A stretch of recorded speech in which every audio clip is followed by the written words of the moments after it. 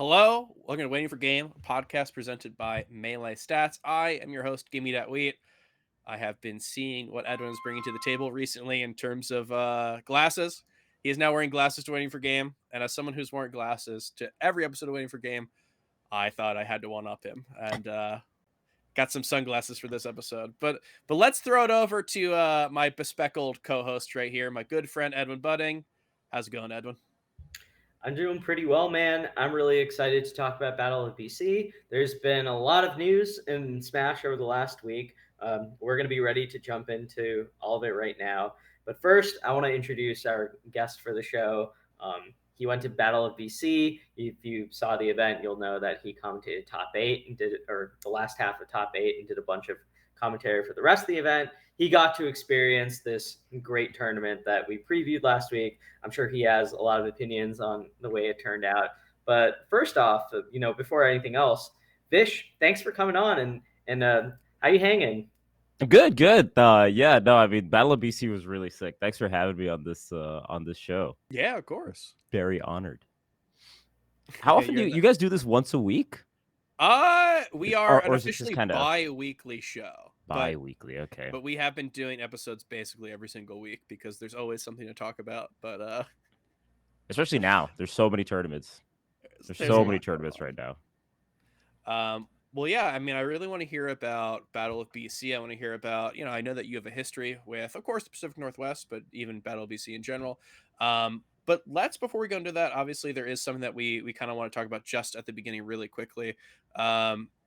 I want to talk really just briefly about the GoFundMe that is being run right now for Chillin'. Chillin', dude, is, when you talk about people in the community, I think it's easy to just kind of take them for granted. Take a lot of especially the older players, older commentators, older, figures. I think it's easy to take people for granted. But Chillin' has affected Melee in so many ways for so long, for longer than most of the people in the scene have been able to even appreciate it. So of course, right now he's not in ideal condition, and there is a GoFundMe. So if you have any money, if you're willing to support, you can do so. The GoFundMe, if you're watching live on Twitch, you can do the !chillin command. That'll bring you to the GoFundMe. And then also later this week, I believe Friday and Saturday, we should be seeing fundraiser tournaments from Rollback Rumble, hosted by Homemade Waffles. So before we get into this episode, I think it's really important just to mention that, because we are, we love talking about the community. We love talking about the players, but at the heart of community is the people. And I think Chillin' is really emblematic of just the people who got us here, the people who continue to make us what we are. If you talk about Melee players, I think it's hard to separate that from Chillin'. So I just want to make sure that everyone is aware of that before we go. And then, of course, we can get to the fun stuff. We can talk about Battle of BC and everything like that. So, Vish, you've been in the Pacific Northwest. Did you grow up there? Was that like your start life? Yeah. I guess I grew up in Singapore, kind of similar to where my living background is kind of similar to Toph, in that we both grew up in Singapore, and then like half of my life has been in Seattle. So like all my adult formative years, and that's where I also met Toph to like your university. So for Melee, yeah, pretty much Seattle was where I played most of my Melee career. Yeah, you have Melee players, they have their life and then they have the start of their Melee career. They're like second life. But that's right. Really cool. So obviously Pacific Northwest is a big thing in your Melee career. What's your connection been to Battle of BC? Same kind of deal. Just because I played so much in Washington, we would actually travel up to BC quite a bit. Deer was telling me that I actually went to his first event that he ran, and he said he was like, I forgot how old he said. He was like really, really young, like maybe 16, 17, something like that, when he ran his first event. And we all just happened to be there. It was probably like me, Silent Wolf, Bladewise, maybe Iceman, just like the Washington scene of like a few years ago, or many years ago. Yeah. So we tend to go to BC quite a bit because we didn't like fly around that much back in the day. So any place we could drive to, like there or Oregon, we would try to go to those tournaments a decent amount. Yeah, there seems to be something special about Battle of BC too. I know, we talked about this before the show started. It's there's a phrase that we use like a next year major, which is just like every time I see a tournament like this, I go, I gotta go next year, right?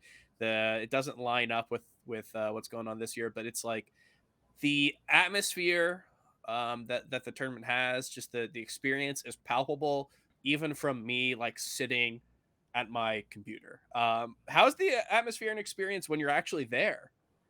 Oh, it was really good, man. I mean, Yeah, like Deer's events just keep getting better and better.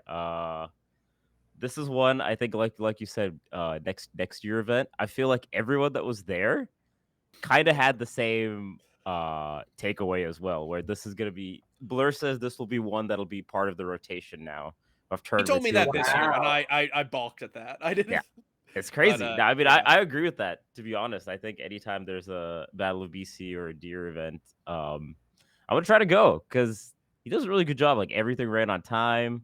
The city itself, Vancouver, is really nice. Like I think doing tournaments at universities is so clutch because there's yeah. just a bunch of shit around that you could do. The food is hella nice. Like you don't have to eat garbage if you don't want to, or you can if you want to.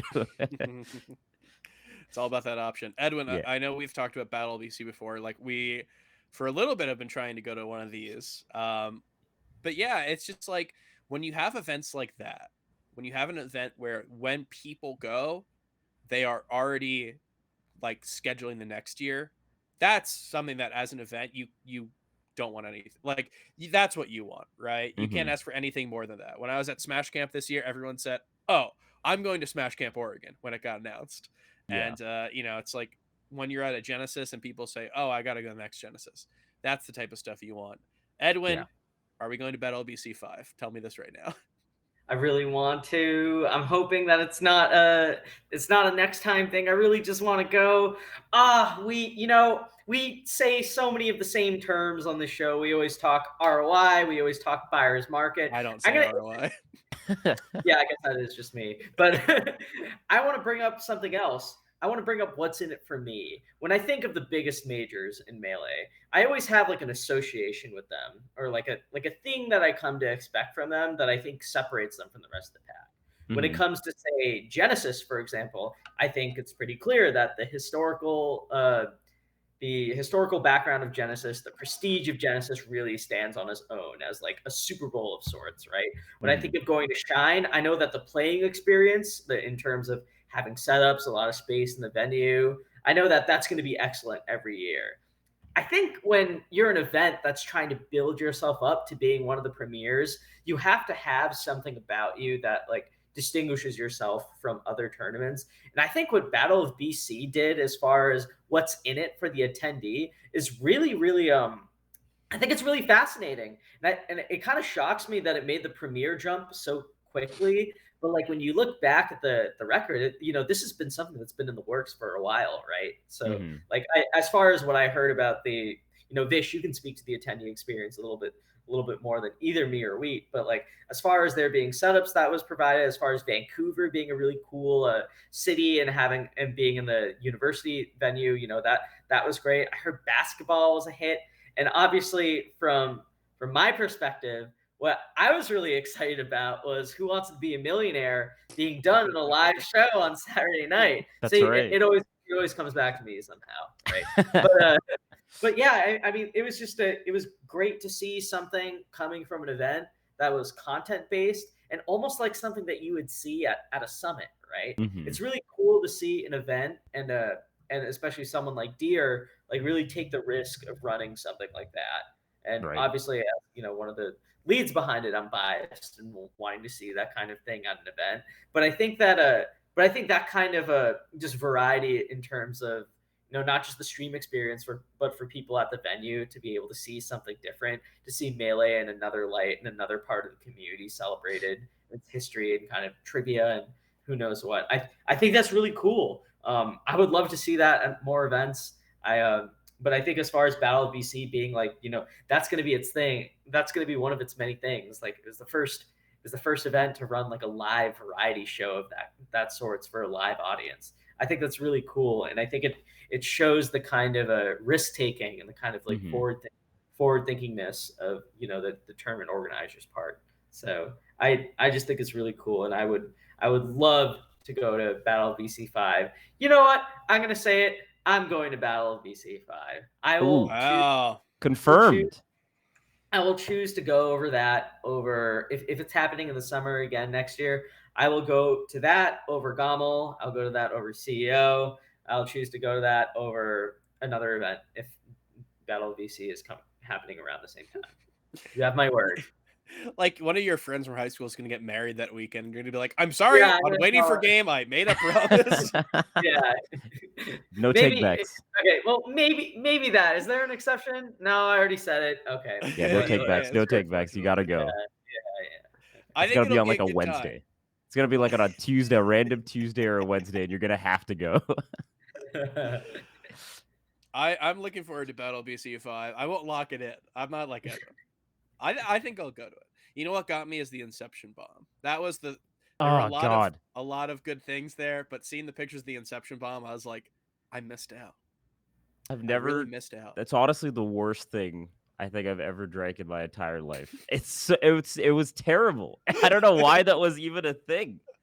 And then everyone just immediately said, "Oh, yep, we're gonna take it." There's no decision making process at all. Everyone was just down to do it.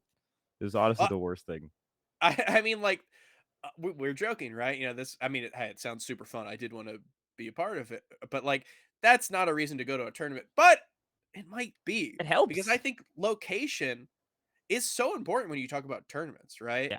And when you look at I'm gonna bring up Smash Camp again because I think it is like one of the golden examples of like what a tournament experience can be other than playing.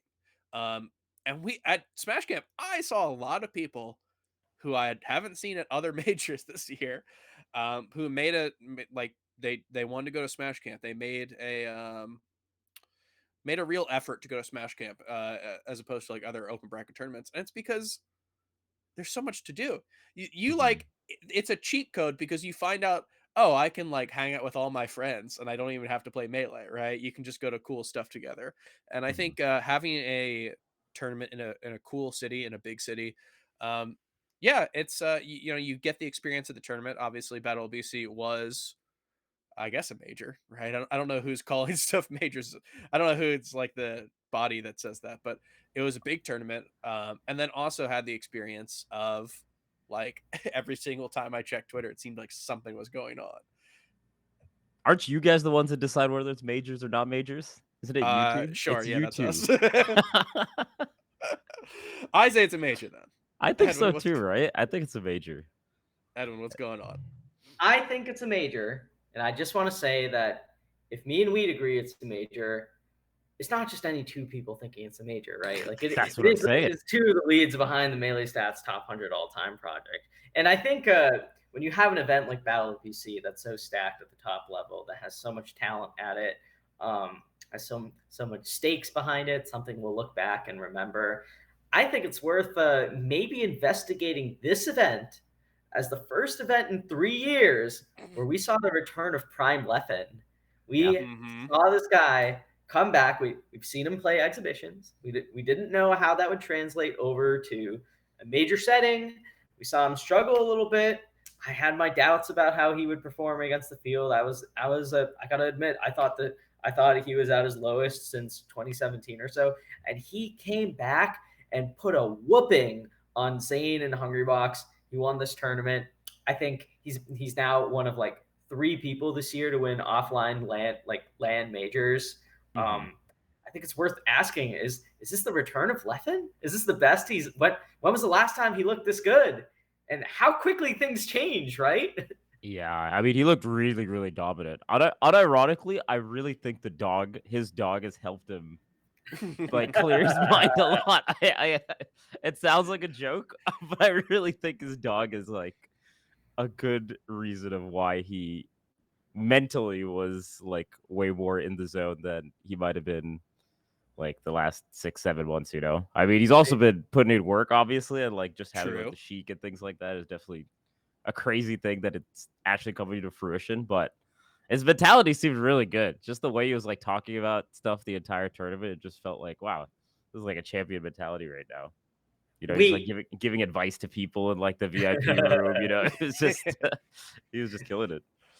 I do want to ask you something since you're Mm, you're notable for your Leffen optimism. I sure. want you to I want to break your heart actually right now. Oh Uh-oh. I no. want you Uh-oh. to give me what would a Leffen skeptic say about this tournament? If is there any downside or any way we should minimize the accomplishment that he had of destroying Zayn twice and just whooping down HBox again?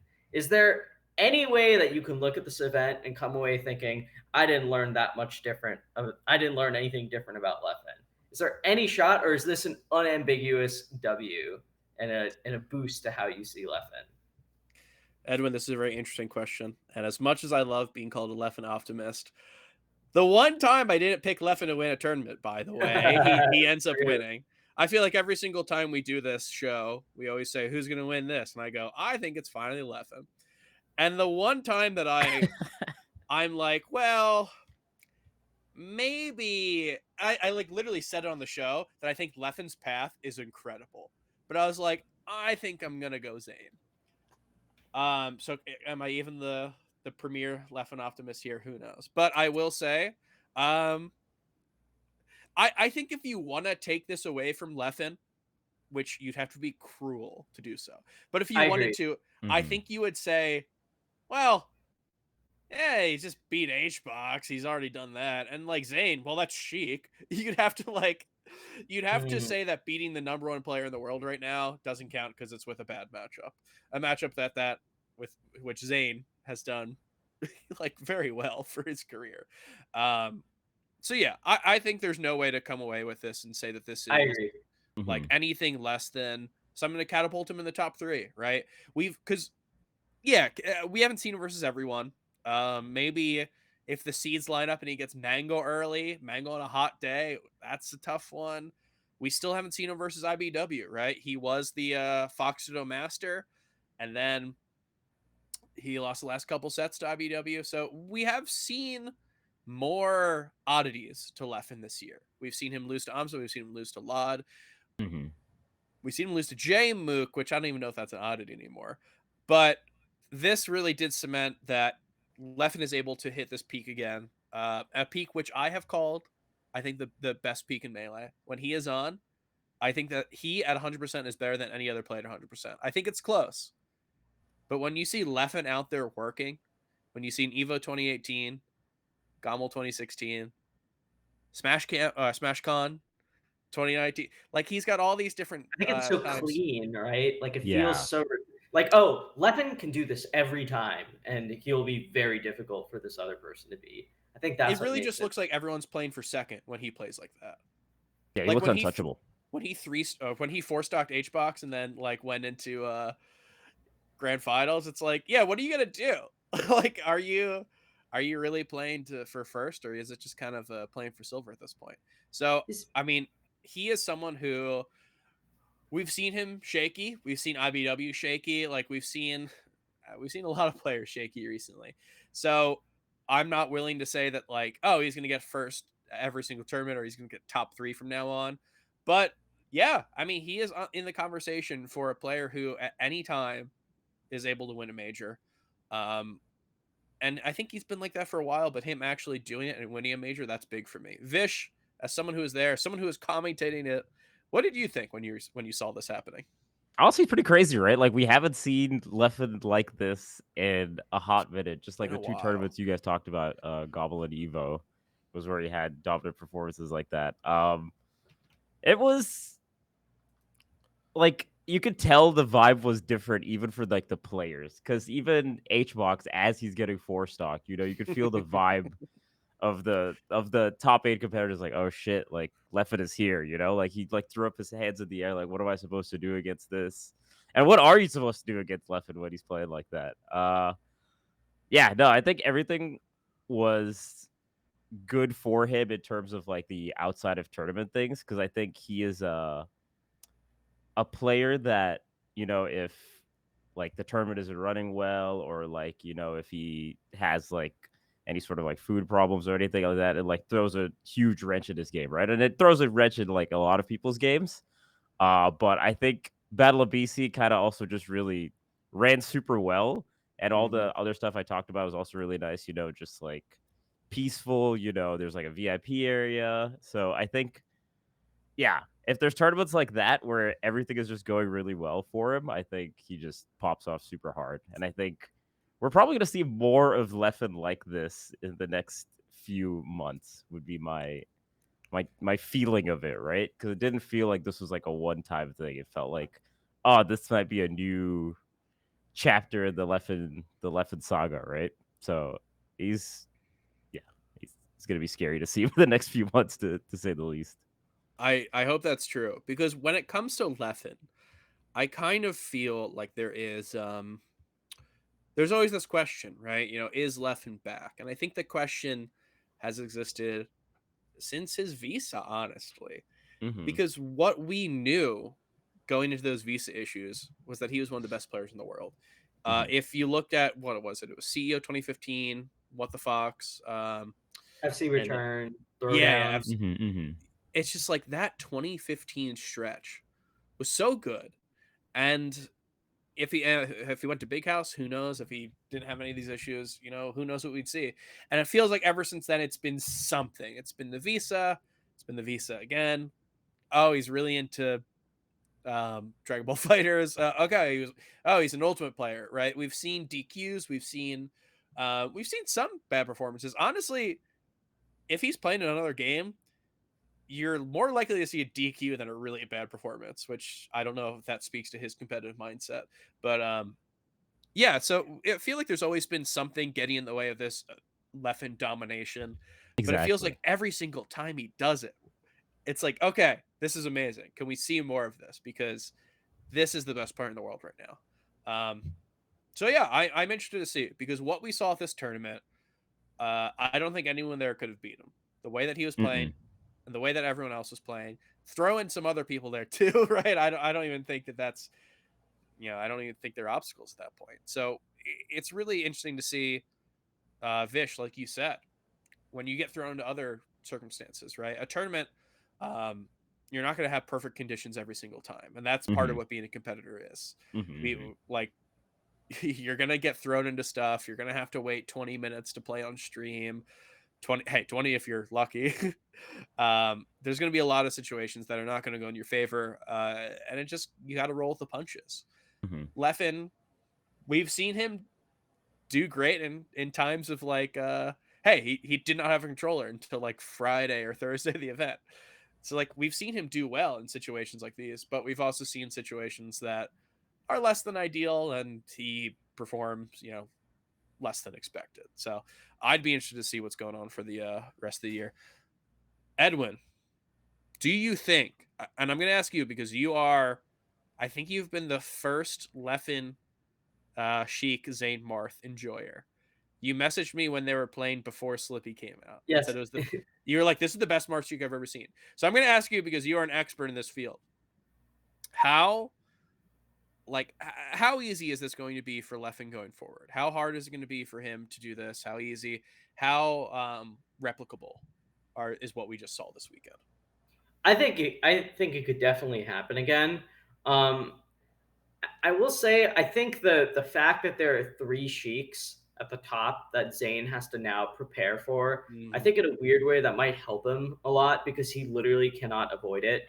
You know what I mean? And like this Mm. is a matchup that we've seen Zayn like make look even, if not Marth favored at some points in his career. So I have faith that Zayn can kind of go back to the drawing board, come back with something because this is right now a big hole, right? Like regardless of whether he's strong at the matchup or not, what the results are showing us is that this is an obstacle to for Zayn to really do the thing that we've been expecting him to do for about a year and a half, which is to like have this really dominant number one run.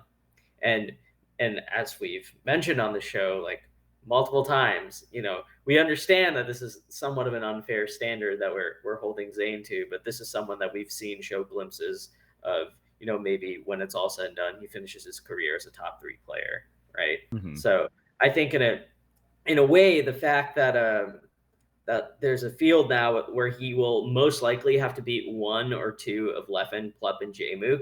I think in a weird way that might force him to address a couple of his weaknesses, in particular in the combo game. I think there's spots where he's going for like follow-ups that are not real versus Sheik, but they can sometimes work if you catch the Sheik panicking or the Sheik doesn't know that it's not a real situation. And I felt like with Leffen, he plays such a annoying style. It's really like Dreffen in 2022, but it's from like a very like a sharp like an even smarter player.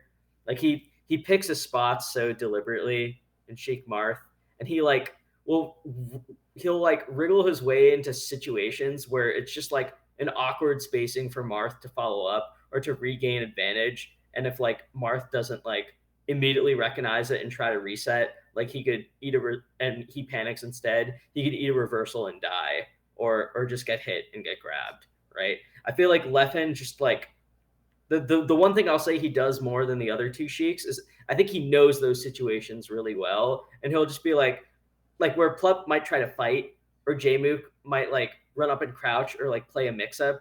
I think Leffen is more willing to be like, no, I don't want to play this. I'm gonna spot dodge here twice in a row, or I'm gonna roll away, right? Mhm. Like I think he's able to do the things that are just like really frustrating for any good Marth player in the matchup. I think Zayn will come back and adapt, but do I think Leffen will be a challenge? Yeah, I think so. I think I think what we saw yesterday, or I guess not yesterday. I think what we saw last weekend could definitely happen again. Do I think it'll happen 70% of the time, 80% of the time? I'm not willing to say that yet, but do I think it could happen half the time? Am I scared if I'm Zayn? Is this one of my biggest obstacles in bracket? Yeah, I would say so. Vish, as someone who placed top 32 yourself, Oh. Ooh. what yeah, I mean, like how do you view Leffen's Sheik in that it like do you think this is something that he could keep doing? Yeah, I think this is something. I think this Leffen Sheik is here to stay. I think also there's just because like Edward was saying, there's other top Sheiks Hmm. kind of doing things to Zayn as well. There's so much knowledge and other things that Leffen could try to incorporate in his game, you know? So I think there's still like stuff that Jmook does. I don't think there's stuff that Hmm. Jmook does that Leffen hasn't quite added to his Sheik yet. So I think it's still relatively early for his Sheik, right? And it's kind of Yeah. crazy that it's doing this well because he like started the Sheik for Marth thing like this year, right? Like maybe last year to this year. Am I right about that? Somewhere around that So time? I think it was a thing. I don't know when he actually started playing, but I think this started probably late 2019 as like an idea. Right. Yeah, yeah, yeah. If you look at that set that they had at at Big House 9, I think that's when Fox was off the table. But in terms of like him labbing the Sheik, yeah, I think it was probably a 2020, 2021 thing. Yeah, I would They say. were definitely playing before Slippy came out, like this horrible, maybe right as Slippy came out. But I remember like watching some of these insane like buffer sets that they or like just friendlies that they would have. I swear Mhm. the quality of gameplay was so high though. Like it Yeah. was genuinely like amazing. I could not believe that Leffen Sheik like he was really serious about it. This was not like a spurt. And like when all this discussion of switching to Sheik and stuff came up, I really I have to admit, I didn't take it that seriously. I thought Leffen will go back to his Fox, like he's going to do well. Like Hmm. we've seen him succeed with Fox before. Him and Zayn had close sets where he eked it out. He had like 2 or 3 sets where it didn't look close. Leffen will go back to Fox. He always I goes back mean, to Fox. Zayn, if you talk about 2019, like when he decided to blow it all up at the end of 2019, he Mhm. was up. Leffen was up on Zayn 2-1. He was able to eke it out in 2 sets. He's able to win. And then he had that set that did not look close at all at Big House. But yeah, so it's interesting that like he obviously there was a lot of thought put behind it, and yeah, I was called you Leffen. Edwin, you're right. When they started playing, it did not look like it should be that good early on. So like we've seen it, in tournament only a few times. Um, and you can say, hey, he's played it for 2 years.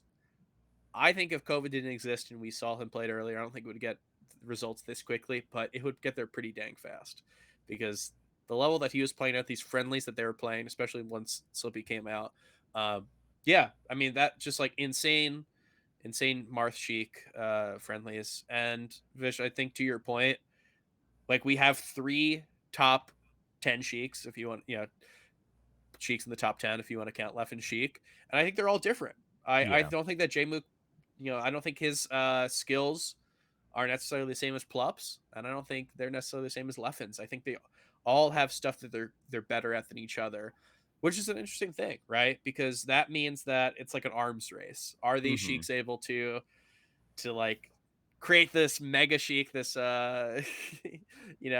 all their best pieces together? Or is it going to be Zain, who has proven to be one of the best players of all time already, and has proven to adapt to matchups that don't work for him? So yeah, it's going to be an interesting thing going forward. I think that when when we had the show and we talked about Leffen Sheik forever ago, I literally cannot remember what episode. But I said he was going to lose at first, and then it was going to be 60-40 Zain. But I might have to go back on that because I can see the year ending with Leffen's favor. I mean, the way that this was playing, I think it's Zain who's got to step up at this point. And speaking of Zayn stepping up, so we have seen him when we entered this year. We saw him win Genesis, and then he won Pound back to Hmm. back, both in pretty dominant fashion. And it was kind of really what we needed after a year that showed that he is definitely one of the best players, but was maybe not the dominant force that he was online.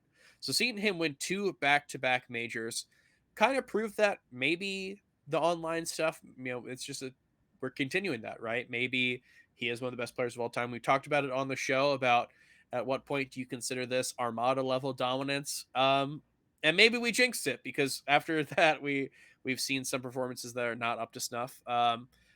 And when we talk about this, Edmund already mentioned it. We got to talk about it in a very specific way.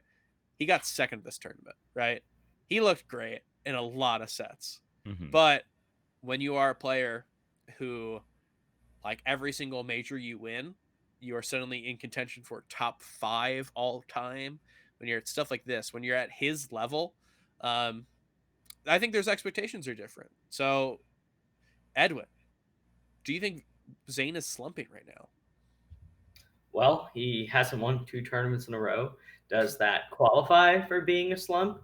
I think for someone who we were willing to say was, looking like a very clean pick for number one at the end of Pound, yeah, I would say it's a slump. Will he win this next event that he goes to? If you ask me now, I gotta say I need to know what the field looks like. I need to know how many sheiks are in attendance. I need to Which know. wasn't something we were saying before Genesis 8 or before Pound. No, not at all. I mean, even after Genesis, yeah, like you said, after Genesis and Pound, we had seen him beat Jmook in 2 sets. We saw him take a set off Leffen. Even I think after those sets, we still thought that like eventually those two players could be competitive against Zayn. Mm-hmm. I know something Wheat and I have talked about a lot is that we got really annoyed at people for just sleeping on Plup in the matchup because of their set history, Yeah. which I think, by the way, if there's one player who like the set history is just not at all like, or it holds very little predictive value for how they do, I think Zayn versus Plup was up there. Like that, that was not like people were saying that like Plup needed a miracle to beat Zayn. I never thought that was It's true not for that bad. Yeah, No. that's a huge stretch for to say that about yeah. Plum. That's People were crazy. saying Like he won what, like 3 sets in a row or something like yeah, that, 3 or 4 or something. and then it was suddenly undoable. Or it's like, come on, man. Have you seen Plup? One, have you seen Plup when he's playing at his best, and then have you seen him when he's playing not at his best? It's like very clear differences. Hmm. So yeah, it's impossible to watch Plup and go like, well, if he lost to Zayn in the past, he was never going to beat him again. But yeah, to your point, I mean, if he has those people who he's got to be worried about, it's a different Zayn than what we saw. Zayn a few months ago, we weren't as worried about these types of threats. Yeah, I mean, look, I'm gonna be honest. There's like two things that Leffen does while like I'm not gonna get into it like super into detail, but let me put it this way: if Plup like edge guards like Leffen Sheik does 60-70% of the time, he's winning like 8 out of 10 sets against current Zain. There's so many things that like there's like maybe not even so many things. I shouldn't overstate it. It's like a few things here and there that I think like Plup could turn around or just quick like implement into his game that I think like specifically around the ledge and like edge guarding Marth that I think if he were to do that, he would be Zayn's hardest opponent in tournament. I think like even watching their summit set, it's really funny because like watching Plup versus the other Sheiks, he just loves fighting a lot. Like he loves running in there. Yeah. He just loves like attacking from like really weird angles and like just going for like just kind of like playing super fast and like running right at him. I think literally if he could keep doing that, but if he just improves his edge guarding and game around the ledge, he'll like become a kryptonite for Zayn. It's like so clear, like when you watch Plup in that matchup. And I think a field with him and a field with Jmook and Leffen, I gotta say, I don't. I like Zayn's chances of getting to top 8. I like his chances of being winner side. I think that's a valuable skill to have in the current competitive field. But I can't say he's like a dominant number one when there's just when he has these 3 players to worry about. Let alone, I mean, who knows what we've talked about Mango on the show. Like, do I think Mango will win like 4 sets in a row versus Zayn? Probably not. But do I think he has a great chance at taking any given set? Yeah. Like, so we're already talking like 4 scary people for Zayn and bracket. So is he slumping? I'm gonna say yeah, he is. I don't know how long the slump will last for, but I think the longer like this kind of goes on, I'm not certain that like he can quickly turn it around, right? Like but at the same time, I feel like he almost like has to, if that makes any sense. Like it's only Well, gonna get hard.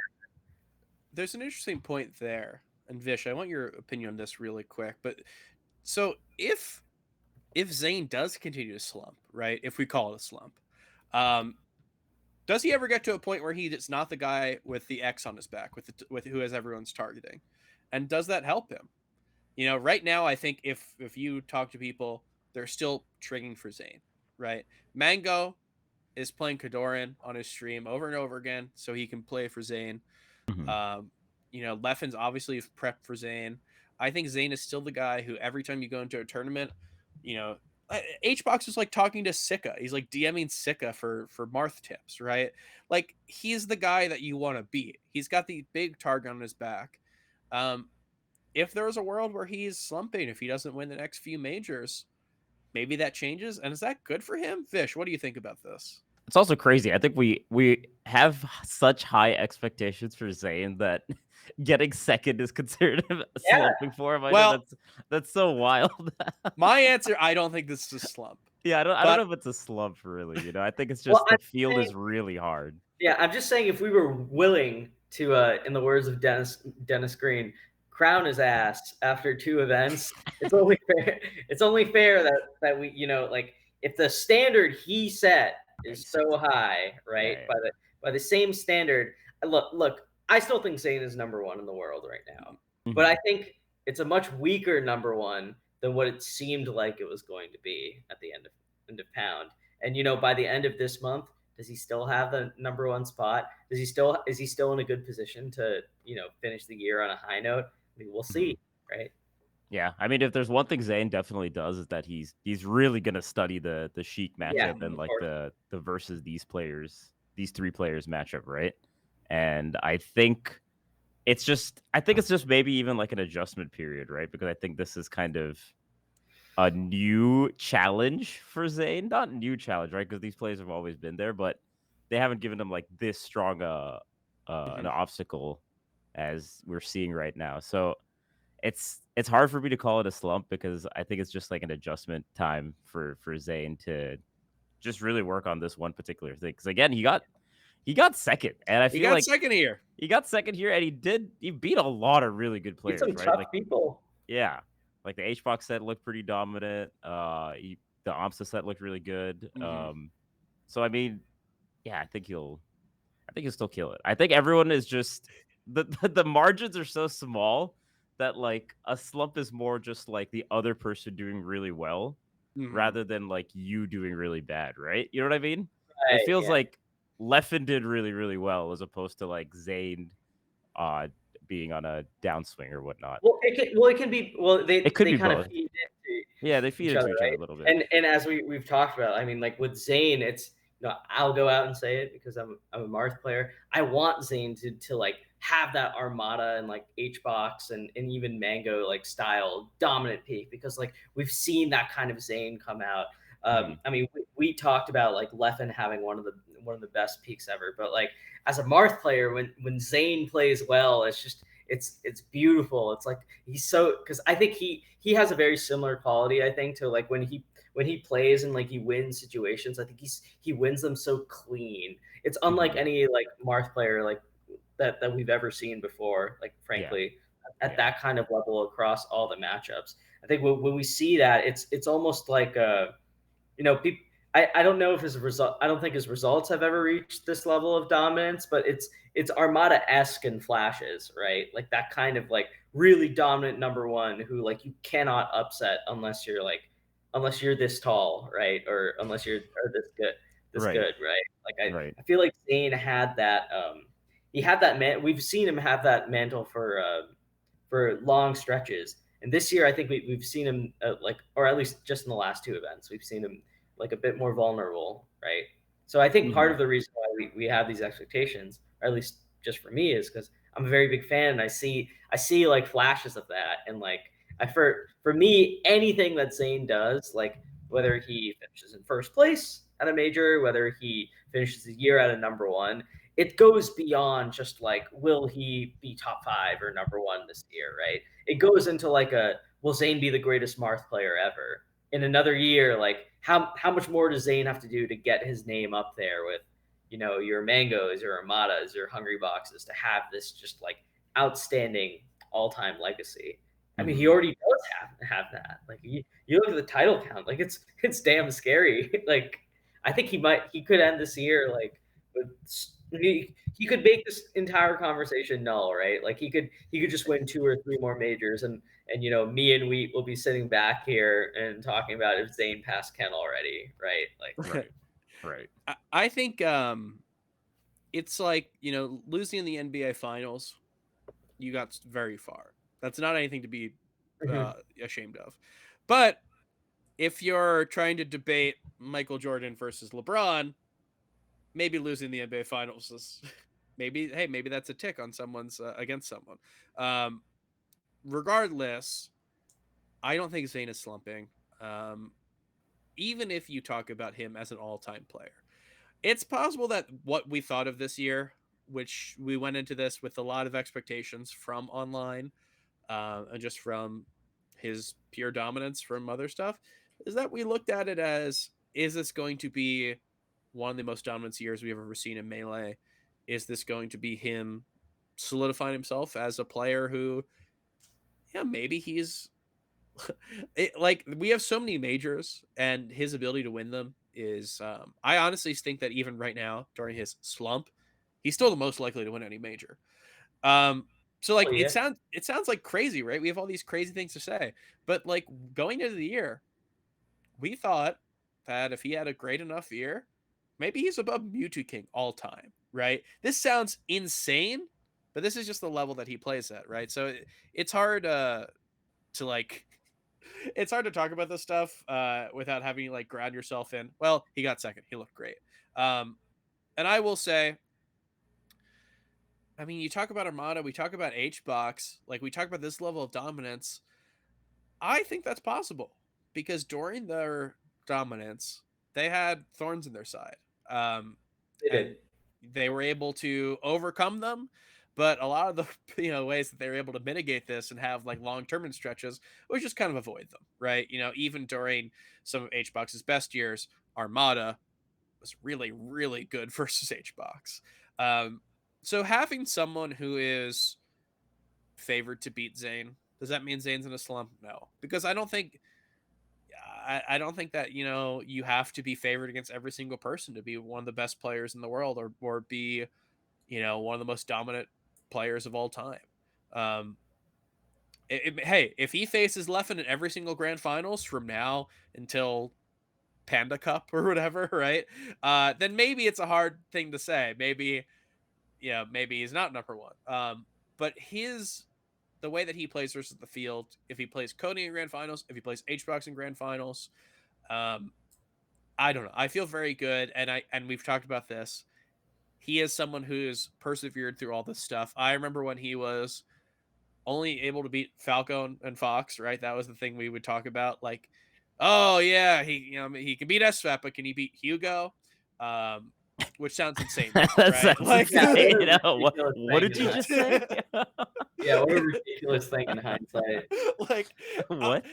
the fact that, like, yeah, people are like, oh, can he beat Samus? Can he beat Peach? Can he beat all this type of stuff? The fact that we've moved past that and he is like the guy to watch if you want to beat Ice Climbers as Martha or whatever, right? He's the guy. Um, I think that really shows his perseverance and is able to like take these bad matchups or whatever and work through them. We joked about how he had a 3 or 4 set win against Plup and how that doesn't mean you shouldn't count Plup out. Well, let's look at the opposite way. That doesn't mean that you should count Zain out because his ability to string those wins together is something he's able to do. And I've talked about this before, and I think there was some pushback from whatever guest we have, but he is like Armada in the sense that wins over him are so much bigger than the wins that he has, right? Like he is the big guy who you expect him to win. So when he does win, it's less memorable. So there's always more takeaways from a Zayn loss than there is from a Zayn win. So is he in a slump? I don't think he is.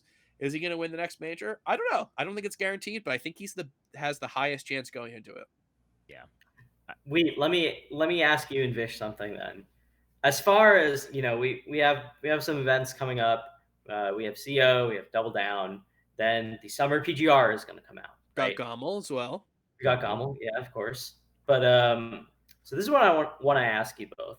What would it take for you to head into that summer, ballot or whenever that comes out? What would have to happen for you to look at your final 5 players remaining and wonder if Zayn is not number one? What would have to happen for that? Would it require IBDW winning another major? Would it require Zayn losing to someone outside of those 3 players? Would it require him losing to them again? What would necessitate wondering Him not being number one? Yeah. I What think would it would happen? take a lot of tournaments, right? I mean, he would have to do like really bad at a lot of tournaments because I think even in the times where Zayn is, I really can't say this is a slump. I can't call this a slump, but Okay. All right. but When even he's the not times winning, when he's not it's winning, it's so crazy. Him yeah. like slightly being not number one. Oh, dude, Hey, we got Zayn, to pull Zayn at our watch. Stephen A. Smith at some point, right? We gotta Yeah, it's devastating we gotta to get me. clicks. Yeah, Yeah, it's yeah, devastating to exactly. me. He's not destroying everyone. Yeah. So I think he's still getting like second, right? Like he's still Mm, getting like top 5. Like what did he get at Summit? Like I he's think still he up got there, fifth there. He's got Yeah, 5th, right? And that's like probably his like worst performance. But that's still like in quite a 5th at a while. tournament like that, right? So Yeah. I think he's not gonna he's not gonna not get a top 8. He's still like of all the people in that like top 5 area, I feel like he's so consistent. He's still usually the guy. If you're a betting man, people will still usually go Zayn to win the whole tournament. Hmm. If you ask anyone on any given tournament. So I think it'll take a lot. He'll have to like not get top 8 and then like have some really uncharacteristic losses, which I just don't think is gonna happen, right? Like he's at worst gonna get places like 5th, and I don't think he'd have to get a lot of 5th places in order for me to feel like, oh, okay, this is, Zayn. Maybe Zayn's not number one, right? Like, because if you got 5th the next tournament, I still don't really change my opinion that he's number one, right? Like if he gets 5th at Gommel or whatever or Double Down, unless What if he he gets has like fifth? a What sorry. if he gets like fifth at his next event, but like Cody destroys everyone and he like beats him in grands, or he beats him in losers? Like what? Like that? That's kind of the scenario I'm thinking. Like, what if we end up in a scenario where it's like Cody has 2 majors, Zayn has 2, Leffen has 2, or something like that. Right, right, Like right. Yeah, that's kind of what I'm wondering. it gets a little dicey. It gets a little dicey. I think right now though he still looks good. Yeah, I Because still think he's what number one right What's now. the scores for majors for this year? It's like 2 to Zayn, 1 One to to 2 to Cody, Zayn, one to Leffen. 1 to 1 to Cody, Cody, 1 to 1 to Leffen. Leffen. That's pretty close. Yeah. The way that I Hmm. view it, and Vish, I think you're right on this, is that it would need to be a lot because we've talked about a couple different things. We've talked about how good Leffen is right now. We've talked about is Zayn in a slump compared to what he could be doing, and I think that all these are pretty different than a ranking conversation. I think they're Mhm. similar, but when we talk about is Zayn in a slump, we talk about him versus himself and his potential. And when we talk about Leffen being great right now, we maybe talk about does he deserve the top seed going into the next event, right? Uh, but in terms of like a year review or a half year review, I guess Zayn has done it, right? Zayn has put up Mhm. two amazing tournament performances. If you ask me what needs to happen, is Cody needs to win two of the next three majors, or Leffen needs to win two of the next three majors, Which is hard. because yeah, and Zayn has to Which win is hard, isn't it? zero of the next three majors. Yeah. Like when we, there's a Lod loss in there. Lod is a top 10 player, but if you look at what he's actually been doing, it's what first, fifth, second. Yeah. Yeah, no, that's pretty amazing. And he's got one thing on him that Leffen and Cody don't. Leffen and Cody are great players, but this year, like, we've definitely had doubts in them. Yeah, definitely some ninth places from Cody. Right. And like Leffen, he had that summit run, which wasn't as great as I think people thought it could have been, and same with Pound, where that wasn't too Mhm. great either. Hey, him getting eliminated early at Pound meant that he was able to go get Korean barbecue with myself. So maybe it all works out. No, but like I think when it comes to number one slots, we definitely rate wins. Like I think that if you look at the end of the year and HBox gets second at every single event, is he the best player in the world? Not in my mind, because I Mm-mm. think he needs to win. But like when you talk about people who win everything, then I think you can go a little more granular and then look at the bad performances. And if you look at the bad performances they've all had this year, Zayn has had the least bad performances. So I guess, yeah, I would need to see Zayn not win a major. I would need to see Leffen and Cody win two out of the next three. And it'd be helpful if Zayn had maybe he loses to Mech, right? That give me some thought. If he loses to Mech, then I go, okay, maybe it's best if we just don't call him number one. Like maybe that means that Mech doesn't have a number one win. Like the world makes more sense that way. I think I would have to change Oh, my entire viewpoint of the world if like Mech beat the best player in the world.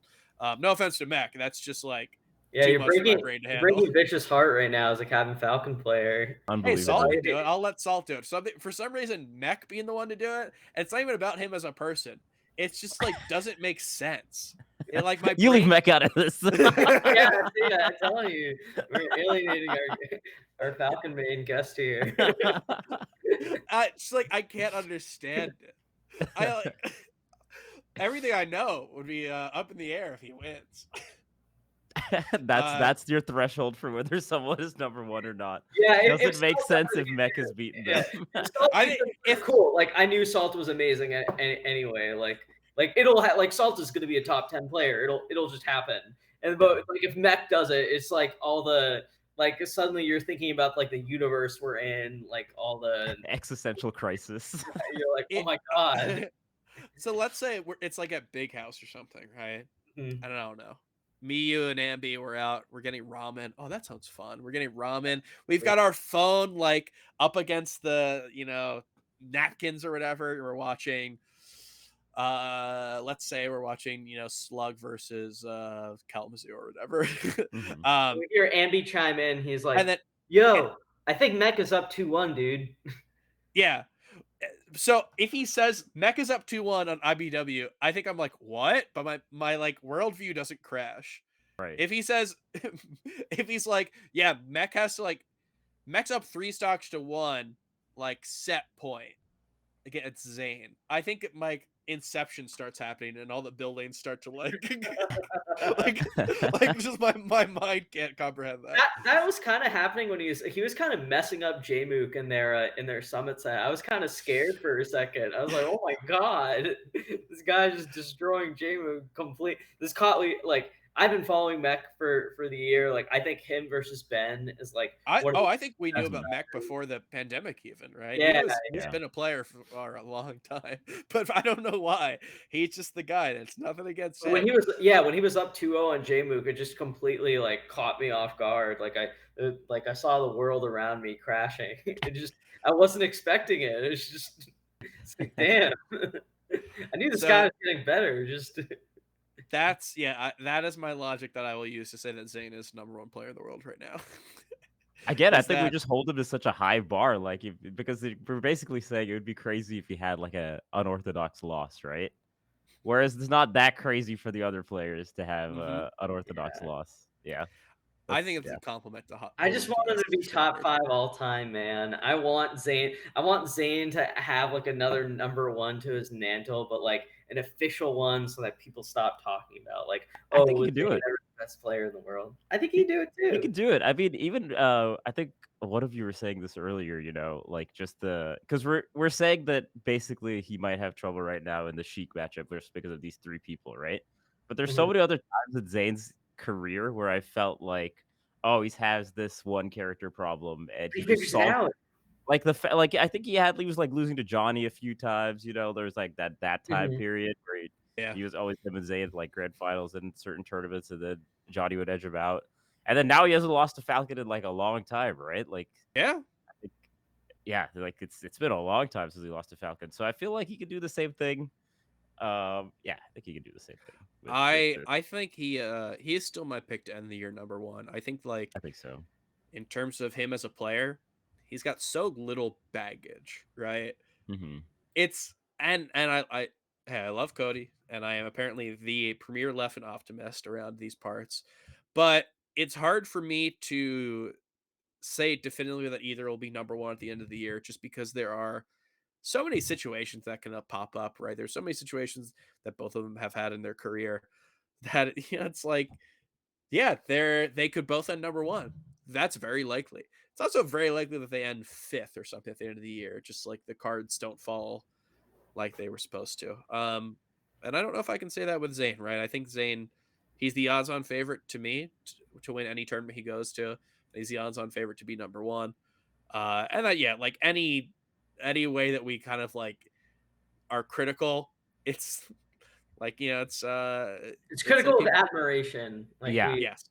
Like, it's because we respect him as a player, like, so much, and we respect his accomplishments, right? Like, he's like, the way I see it, I think from so many people in the field, he's just like he is playing the same game as them when it comes to like, his current standing in the competitive field, but he's also playing just like he's playing at a level of stakes that like for me, it's very hard for myself to detach that from him, because it's such greatness, right? I do want to mention one thing really quickly. I mean, we've been talking about Battle of BC a lot. We've been talking about Leffen, Zayn. Obviously, just because we have limited time, we can't really go into everyone's performances at the event.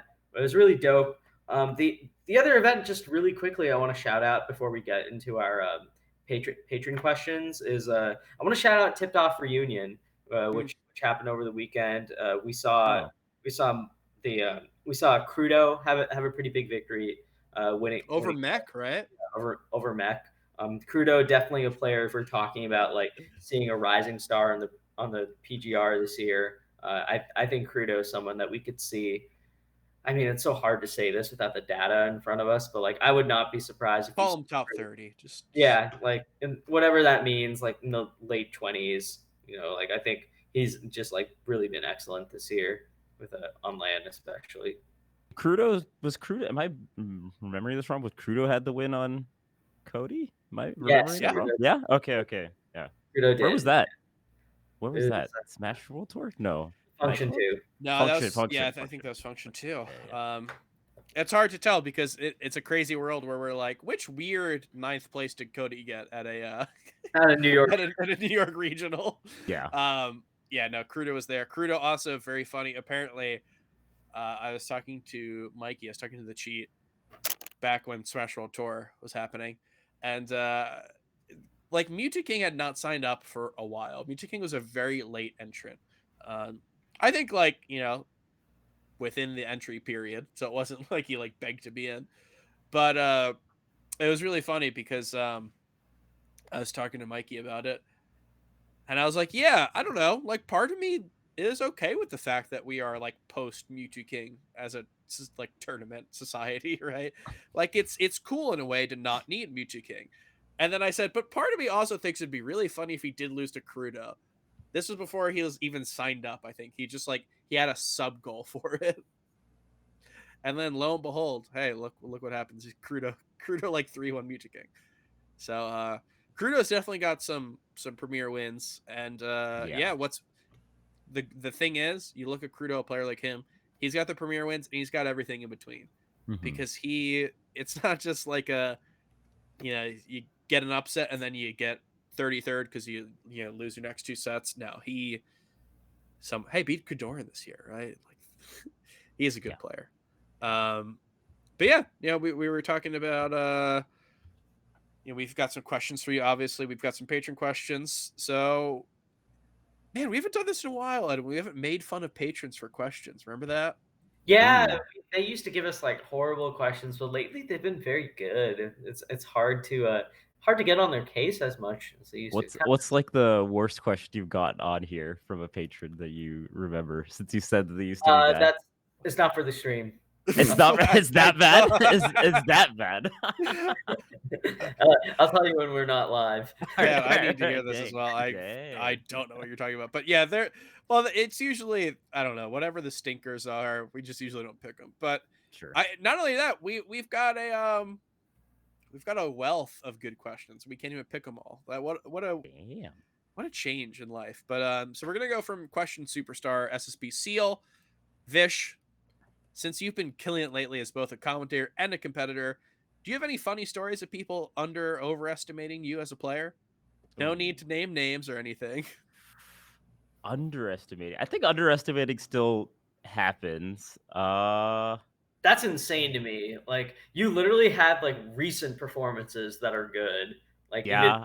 even last year. Like like I know I've been in the scene for a while, so like obviously people like me and Wheat know that you've been top 100 and stuff. But it's not even like you stopped playing really. Like you still played for a while. Like I remember for my Smash World Tour West Coast preview, you were like low key in the like sleeper pick for invitee out of the accolades. You had some damn good results. Thank you, thank you. I appreciate it. I think people just forget. I think they see the commentator side of it, and so I think people just forget because you usually, I don't know. I mean, I don't know. Yeah, I think people just forget is really the only thing I could say.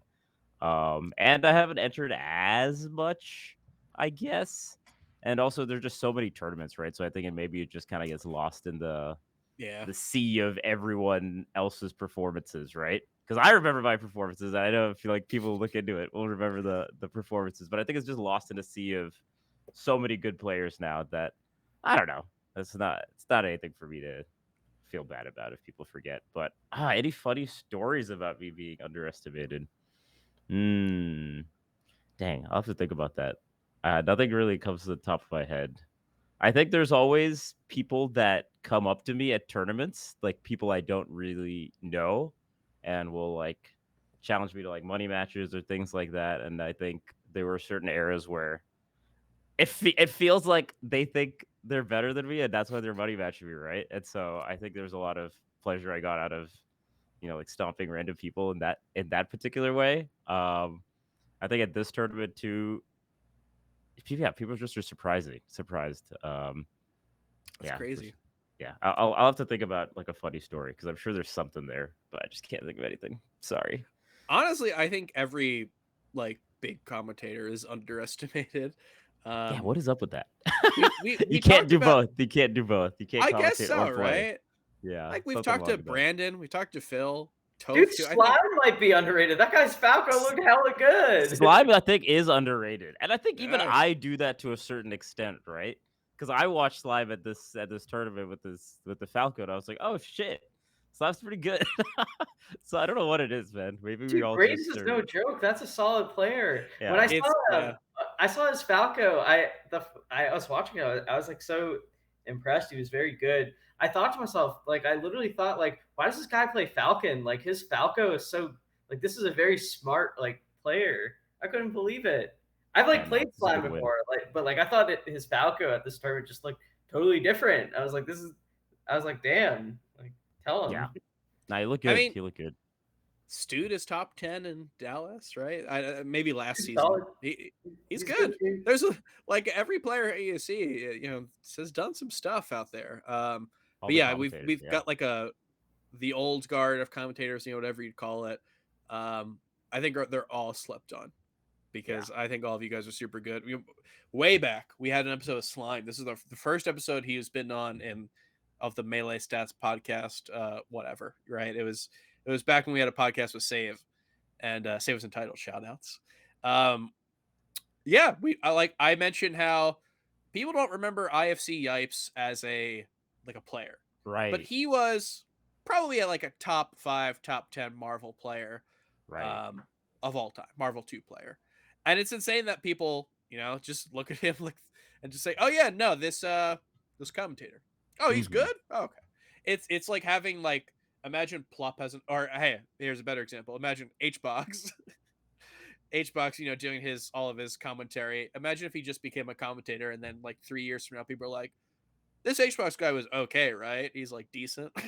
Yeah, I think like if you're just the newer you are in a scene, or the newer you watch something, you just know players for whatever thing they're famous for, right? And yeah, it's crazy. I think since you mentioned Stude, I'll say that he's also a lot better than I thought he was. And I think I do the. I think as I'm saying all these out loud, I think it's like something to do with the mentality of viewing someone as this type of person and then not as a player, and so you just kind of it catches you off guard, right? I think it's like a nice surprise because Stude is really good too, playing him. Uh, Man, I wish Phil would enter a tournament though, because I think Phil would actually Really solid.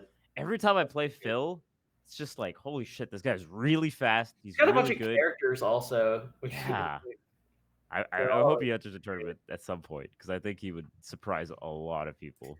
Like, So that's too good. I guess on a related note, then I mean maybe you could pick a commentator for this, but judging on who's asking this, I want you to think very carefully about the answer. Uh oh. Chape from Chile is asking, what non-top 100 player do you think will have a breakout performance? Should I say Chape? Yeah, Is that is that the first off, answer? he's the obvious yes answer. Yeah, Um, yeah. It's the obvious. So is Pipsqueak Oh, as well. Any melee stats player in general that has not officially been ranked top 100, not counting them and not counting players who have already broken out, I guess. Who do you think will have a breakout this year? ooh, non-top 100 players. I'd have to look like a list of players because I It's feel a like tough question. yeah, it's a Go from tough the gut. question. Go for my gut. I'll still say Phil. Good No. answer. All right. Someone who's not been top 100 ever before, right? Because I think Yeah. Phil's been top 100 a couple Yeah. times. Dang, these are tough questions. Well, it's also tough because I feel like because of online, because of the lack of a top Mhm. 100, there's Yeah, players who we know are top 100 but have not been Yeah, ranked. this Aklo count. yeah. That's why I'm like, there's You players like played that. Zuppy this tournament, right? Zuppy's never been top 100. That's but, so but we weird to all think know he's about. There's a lot good. of players like that, right? Because yeah, there's a lot of players like that Yeah. just didn't get ranked because of the pandemic, and so they're very clearly top 100 right now, but they just don't have that stat behind them. There's going to be some very high debuts on the next top Yeah, 100. really high debuts. Was Jmook ever top 100? Nope. That's You want to say insane. Jmook? Yeah, I'll say Jmook. Jmook might finish this year like number 2, for all we know. I think this Jmook guy is really gonna have some strong performances soon. So right now, the highest debut on the top 100 ever, and this is going to be from, if you're below 100, I'm going to count that as not ranked, Mhm. because a few years they've done 101 or like 102, which like kind of muddies the waters. But from going under 100 to top 100, Wizzy did it in 2014. I think he went from unranked to like 29th or something, maybe 24th. Damn. Uh, but the record is Bananas, who did it the year when he broke out. I think that was 20. God, I'm missing time. Was that 2019? Was that 2018? Oh my god. When 20, I want to say 18. Yeah, 19 seems like it's too National recent, Arcadian, maybe. the first National Arcadian was 2018, I think. Yeah, because we had a second National Arcadian.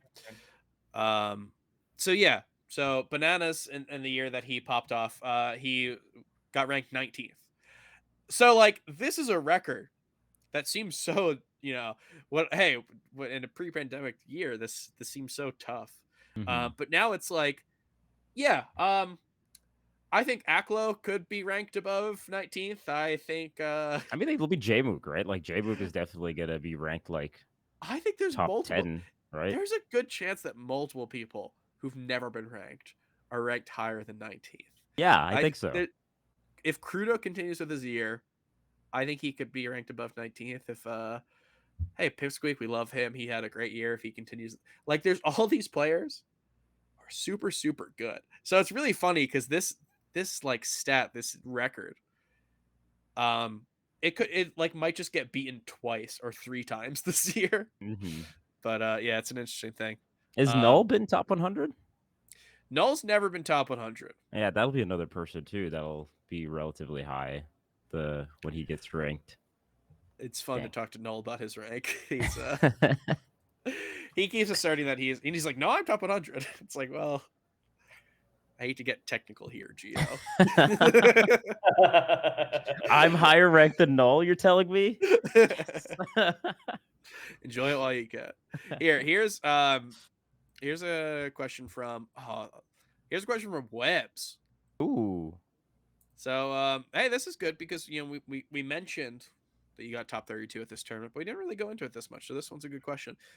Vish, do you have any competitive goals for this year? Ooh. I think I do want to be top 100 again. Ranked Whenever one that slot kind of above Geo. one slot above Geo. That's all I want. That would be so hard actually to be one slot above Geo. But I Hey, think we'll make it probably happen. my goal would be top 100 again. Whenever that ranking happens, like it's gonna happen again this year, right? Like a top 100, I would I don't think imagine. anything's been confirmed, but like everything we know is pointing to that. Yeah, so I think that would be probably my goal, like overarching competitive goal.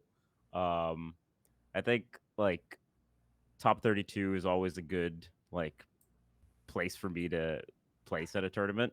Um, I think top 32 at like a more stacked event than this one would be maybe my goal, like a Genesis type thing where there's like a lot of people, like Mm-hmm. a lot of people.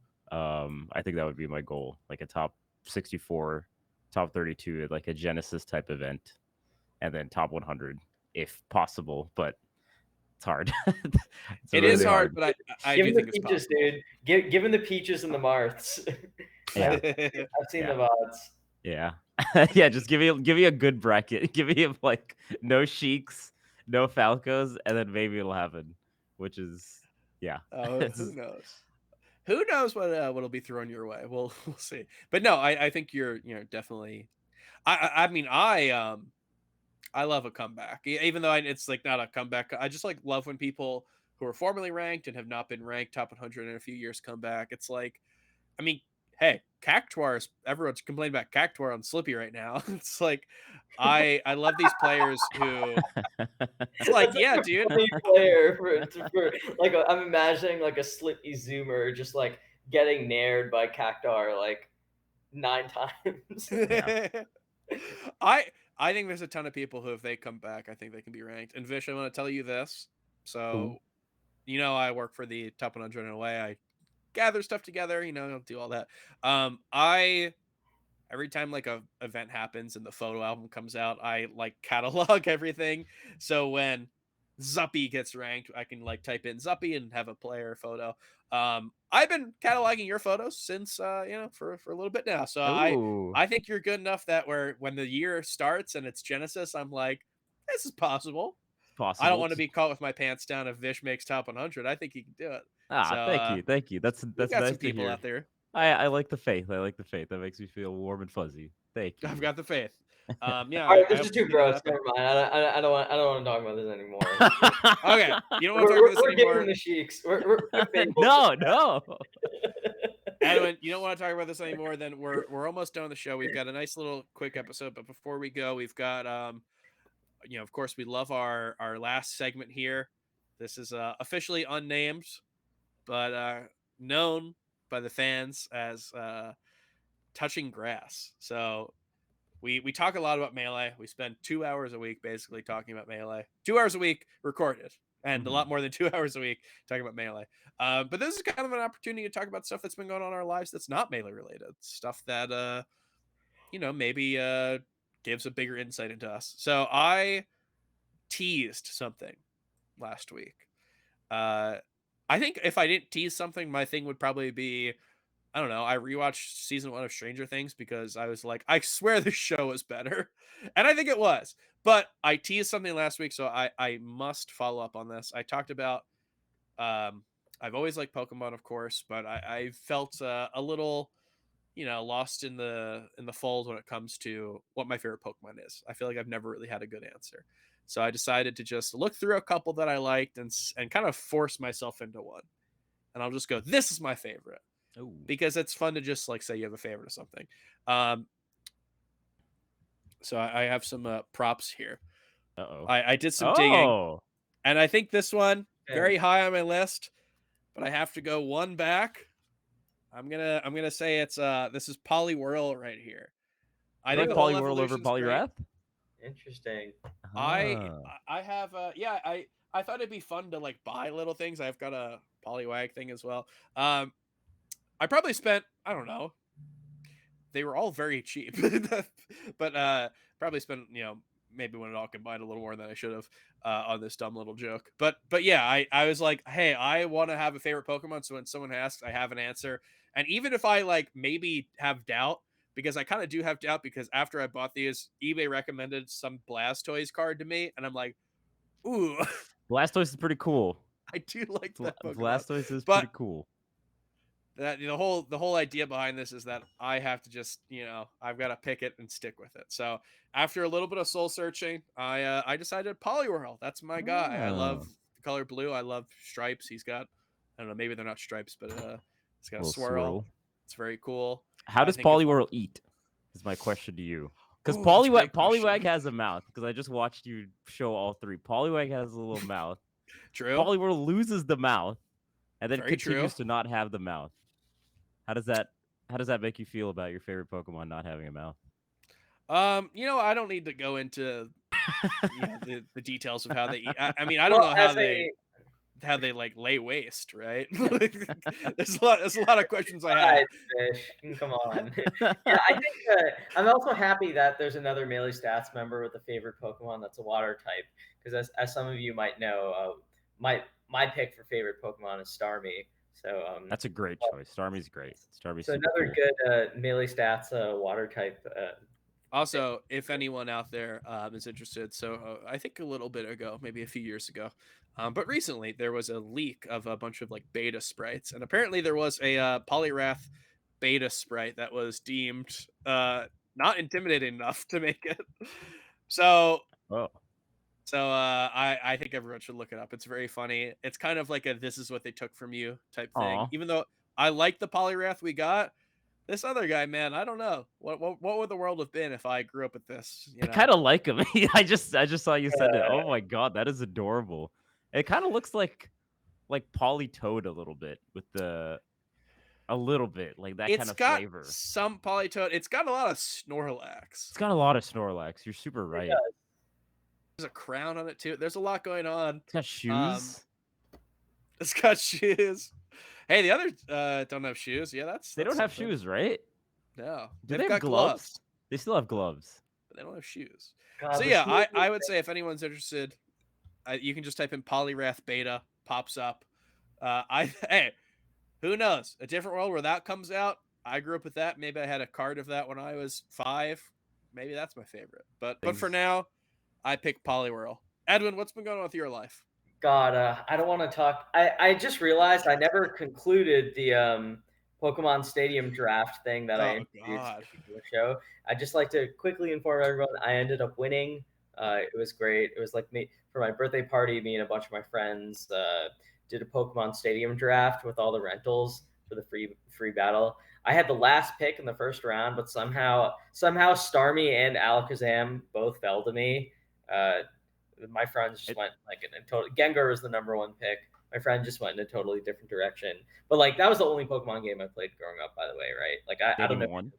but yeah, and I ended up winning, so it was great. Nice, But that's not nice. what I'm going to talk about on our. I'm just bragging. The actual thing that I'm going to talk about for my touching grass segment.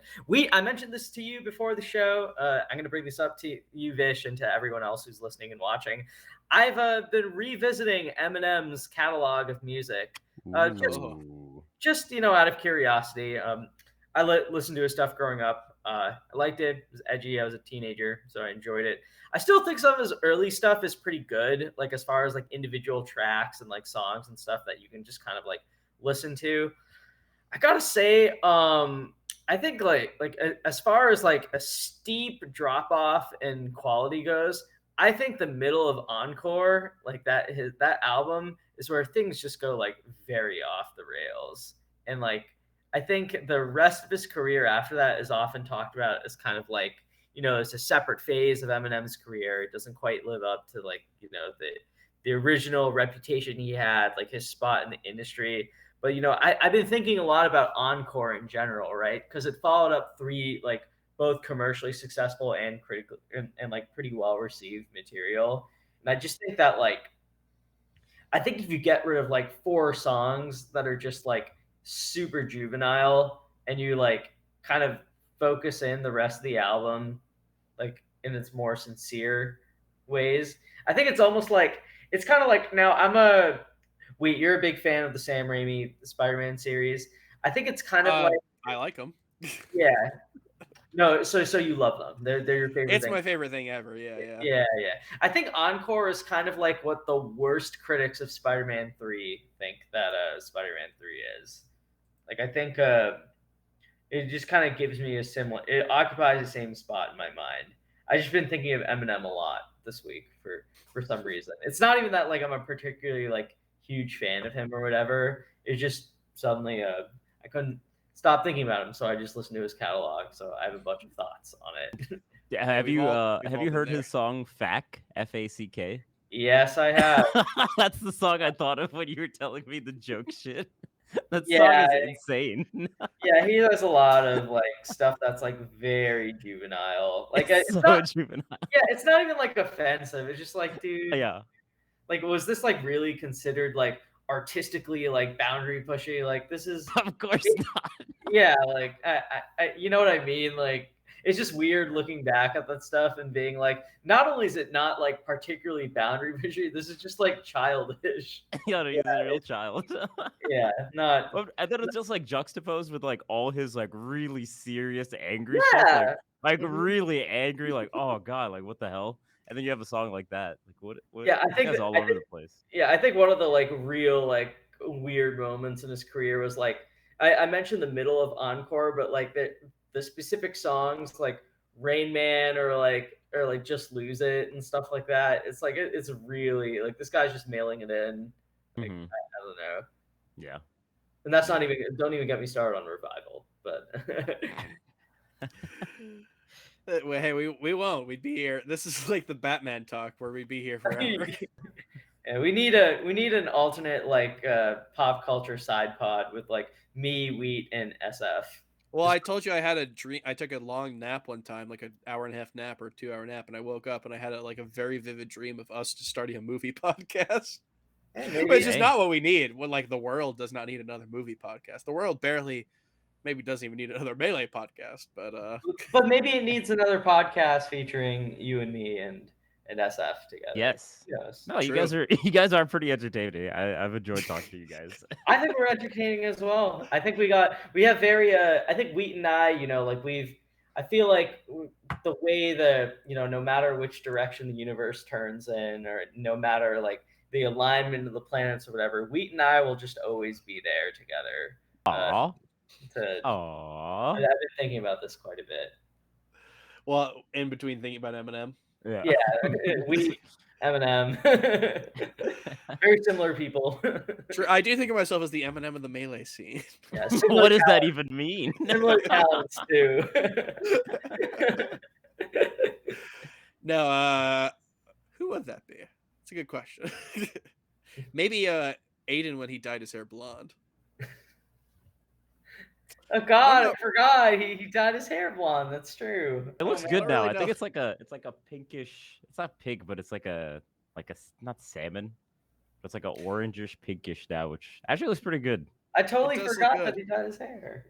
It's so funny seeing looks people with good, dyed yeah. hair and then looking back, because I have known him all of his life. I've not known. I don't know the entire time I've known him. He's had dark hair, and even the fact that I have not seen him in person yet with this new dyed hair. I've seen it enough on like Twitter, where like if I see an old picture, I'll be like, "Whoa!" It's really Yeah. weird. I don't Yeah. know why that is like that. But yeah, Vish, is there anything that's been going on for you in the past like week or so? Ooh, I think since you guys were talking about like stuff you've been delving into, we've been watching, my girlfriend and I've been watching a lot of like shitty dating reality show type Oh programs. yes, yes, No. yes, It's, yes. I don't know if you heard of a Music show called Ultimatum, but Oh we my watched God. that. It's so trashy. It's I brought this insanely up on the trashy. show. I brought this up on the show for a previous segment on this. How Oh, far are have you? you? Nice, nice, Yeah, nice. how far are you? Oh man, yeah. I mean, it's just like they find like the worst people, and then put Yeah. them into this like it's a crazy show, right? Like the premise of Ultimatum is that like these couples that want to either get married or one of them wants to get married, and the other doesn't want to get married. They go on there, they give them the spouse gives the other a ultimatum, and then they see if there's other people on the show that they like more, and then they live with them instead for like a month. It's crazy. One of the ones the ultimatum was one of them didn't want to have kids and one of them wanted to have Oh, kids, right? yeah, yeah. That which was is which Morgan is reasonable. That's like a good, I mean, that's a reason why people would break up, or that's a deal breaker. But I'm thinking, why the fuck would you go on this show? How does this solve anything? And while Oh, suddenly you don't want kids because you lived with someone else for like 3 months, I don't think this solves anything here. dude. So have you finished watching the show or no? Yeah. I finished watching Ultimatum. Okay, so did you see the reunion episode? Yeah, there's just Yeah, so I'm familiar with Love Is Blind. I've seen like a lot of reality TV dating shows. That was Yeah. kind of like my thing for the last year, I guess. I didn't really realize I it don't was know my why. thing until Toph asked me. He was like, you've seen a lot of reality TV shows, huh? And I was like, no, not really. And then it hit me. I was like, wait, I really have. Anyways, so the reunion episode for the ultimatum, just for the listeners, is I gotta say, so this is like a common thing in Netflix reality TV series now, but I can safely say the reunion episode for the ultimatum, like genuinely was the only reunion episode where like members of the cast were more like traumatized by seeing each other again Yeah. versus like happy or like joking about the show and stuff. Like that shit was genuinely like life changing and maybe Yeah. not in like a good way. Like No. even Love Is Blind, the reunion episodes are kind of like everyone's a good, like most of the people are a good sport, and if they're not a good sport, it like stands out and it Yeah. makes them look worse. Whereas like in the reunion episode for the ultimatum, literally everyone is going there with like the 1,000-yard stare or whatever. They're just like they're like revisiting all this like intense emotional baggage. Like, oh my god. Yeah.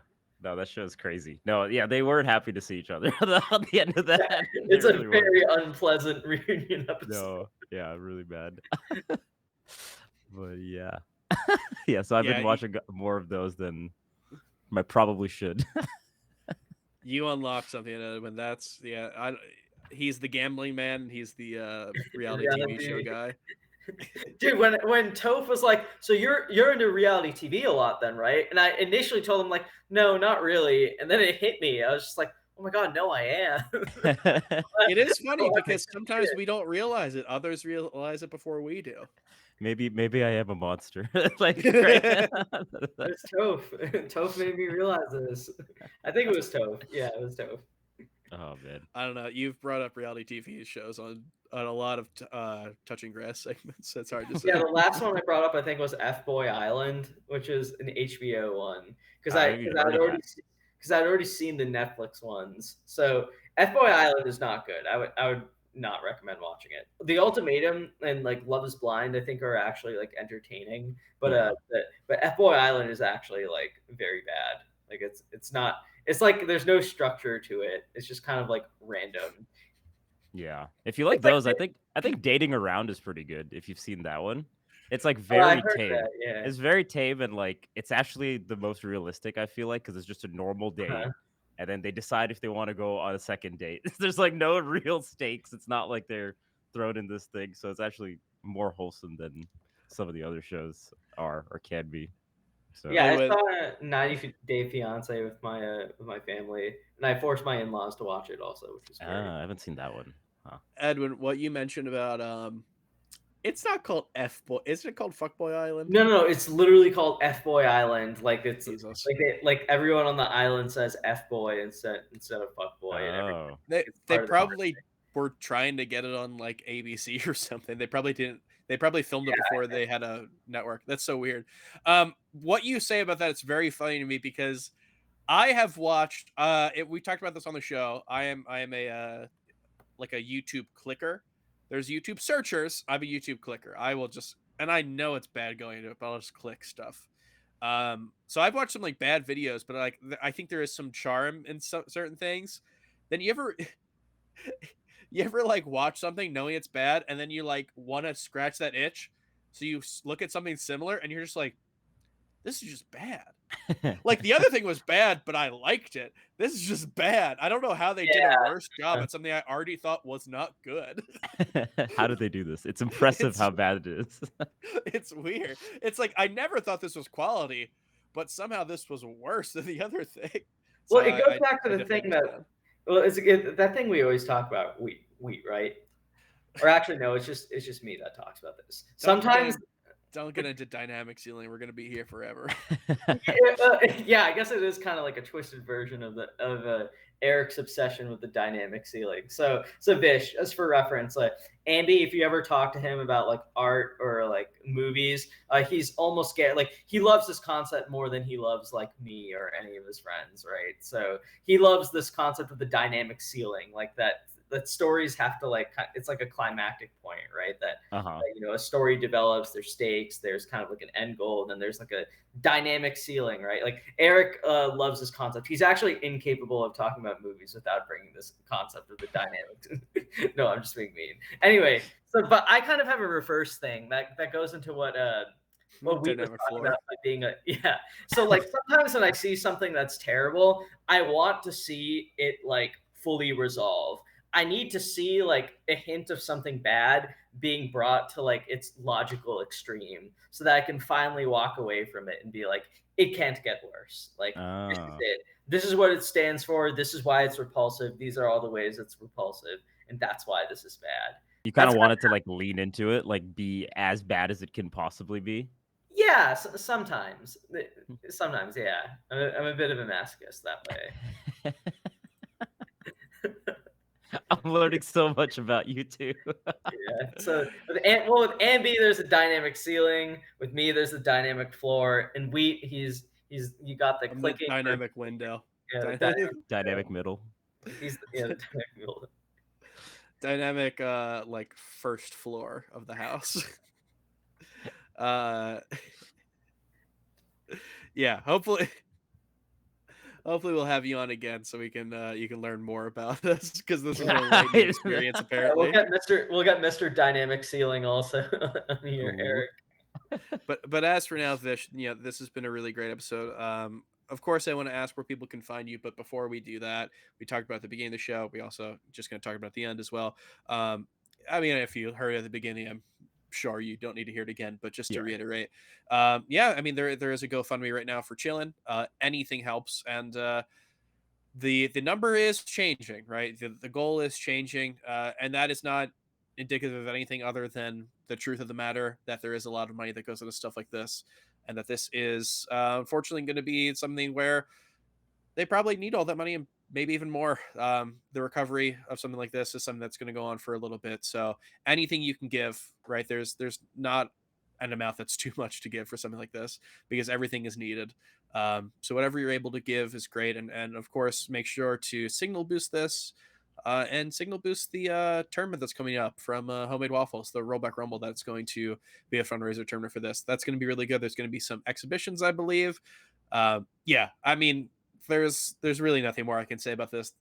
Chillin is one of those people who uh, we talk about people who get taken for granted. I think Chillin is definitely in that category. He's a person who, as a player, is amazing, but even through that, as a community member, has just given so much for so many years. And if you're newer to the scene, there's probably so much that you don't realize that he's been involved with. And even if even if you're not newer to the scene, you might understand all that he's been giving to the scene. Um, so, we love this community so much for being close knit and everything like that. And I think that this is a really wonderful thing that we've already been doing. He's already had a lot of money raised, so I don't think there's any reason to stop now. You Yeah. can, if you're in the Twitch chat right now, you can do !chillin. You can find the link to that. If you're not, you can probably find it through Chillin GoFundMe, and through various other. It's all over Twitter, so please do so, because this is definitely something that we want to see resolved. Yeah. Sweet, man. Thanks for all plugging that a couple times over the course of the show. Really This is appreciate it. important. I mean, even without you on, of course, I want to make sure that something like this is something that I really do view as important, and I view as emblematic of what we as a melee scene can do. Right? Yeah. It's already over $250,000. It's only been a few days, and I hope to see that number rise again, because any help, will go a long way. But Vish, if people want to follow you, where can they do so? Twitter is really primarily the main thing I use. So at Vicious Vish, and then I kind of use Instagram a little bit too, but I think that's underscore Vicious Vish or Vicious Fish underscore, one of those. It's on my Twitter. Yeah, Vicious Vish underscore, yeah. Because someone took Vicious Vish for some reason on Instagram, the bastard. It just has one post from like 20 years ago that never gets updated. There's so many out there of like the perfect melee tag that's taken by someone in 2010, right? Yeah.